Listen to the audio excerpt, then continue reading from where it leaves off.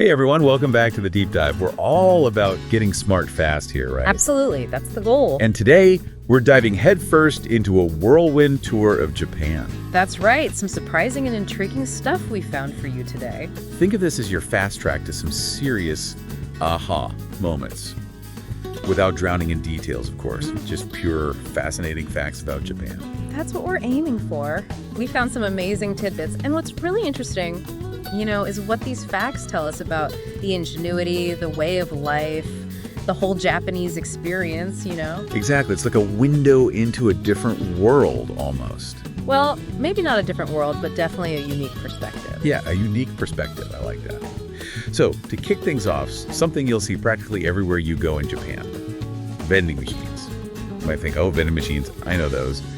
But trust me, it's not what you're picturing. It's vending machines on a whole other level. Seriously, on another level. Yeah. 5 million vending machines in Japan. That's right, 5 million. More vending machines per capita than anywhere else in the world. It's mind-blowing. Yeah. And it's not just your typical chips and candy either. No, not even close. We're talking hot ramen, ice cream, umbrellas, even fresh eggs. Fresh eggs? Yeah. I mean, who thinks to put fresh eggs in a vending machine? You wouldn't see that here. But in Japan, totally normal. It speaks to their value of convenience, I think. Totally. Instant access, anytime, anywhere. It's fascinating, right? Absolutely. And think about it, it wouldn't even be possible without a really efficient infrastructure to support all those machines. That's a great point. Okay, so we've got vending machine overload, check. Yeah. But how about barking trains? That's got to be a new one for you. Barking trains, you say? Barking trains, lay it on us. Okay, picture this. You're in rural Japan, maybe on a leisurely train ride through the countryside, and suddenly you hear a dog barking. Woof woof. Exactly. But here's the thing. The barking's coming from the train itself. What? Why? It's actually a pretty clever solution to a common problem. Deer on the tracks. Oh, I see. To scare them off. Exactly. It's a low-tech, creative approach. What do you say? Totally. I love how they think outside the box like that. Well, speaking of boxes, how are those square watermelons? Have you seen those? Oh yeah, the square watermelons. Those are wild. I've always wondered about those. So they're grown in boxes, which forces them to take that shape. Pretty ingenious, right? Super ingenious, but why? Originally, it was all about practicality. Easier to store, easier to fit in refrigerators. Makes sense when you think about it. Yeah, totally. Though nowadays, they're more of a novelty item. True, you won't find your average Japanese person eating a square watermelon every day. But still, such a cool concept. Absolutely. Okay, ready for a complete shift in gears? Hit me. Let's talk about food. High-end food, that is. Did you know that Tokyo has more Michelin-starred restaurants than any other city in the world? Whoa, seriously. More than Paris? More than New York? More than both.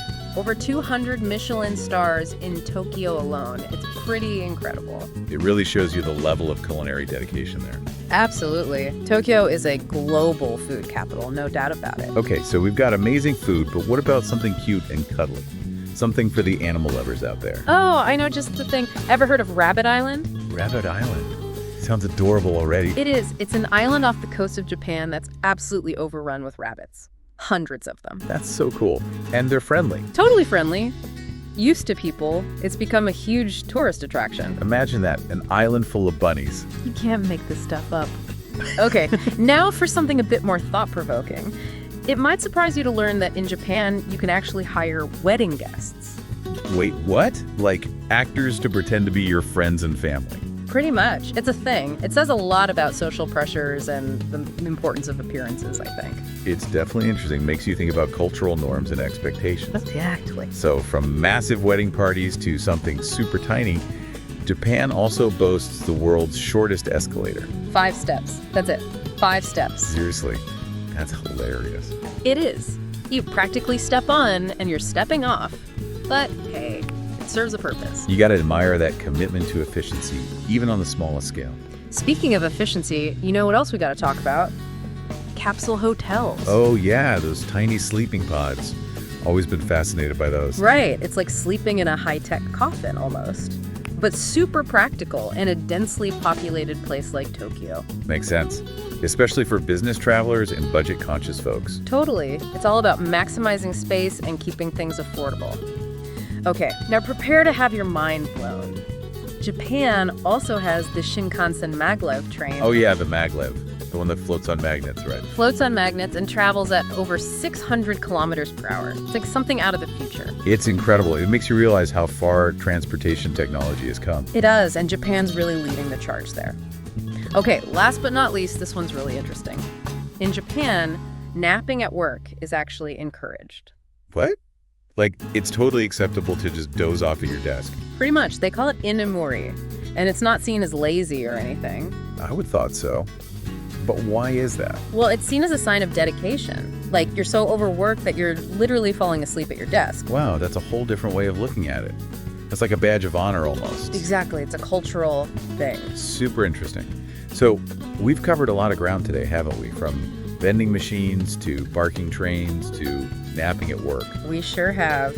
It's amazing how diverse and fascinating Japanese culture is. Absolutely. It just goes to show you that there are so many different ways of doing things, so many different ways of looking at the world. Couldn't have said it better myself. So as you go about your day-to-day, maybe think about those barking trains, those square watermelons, those super fast maglev trains, even the napping at work thing. What do these things tell us about Japan? About innovation? About how societies adapt and evolve? Just some food for thought, right? Definitely. Thanks for joining us on the deep dive. Until next time.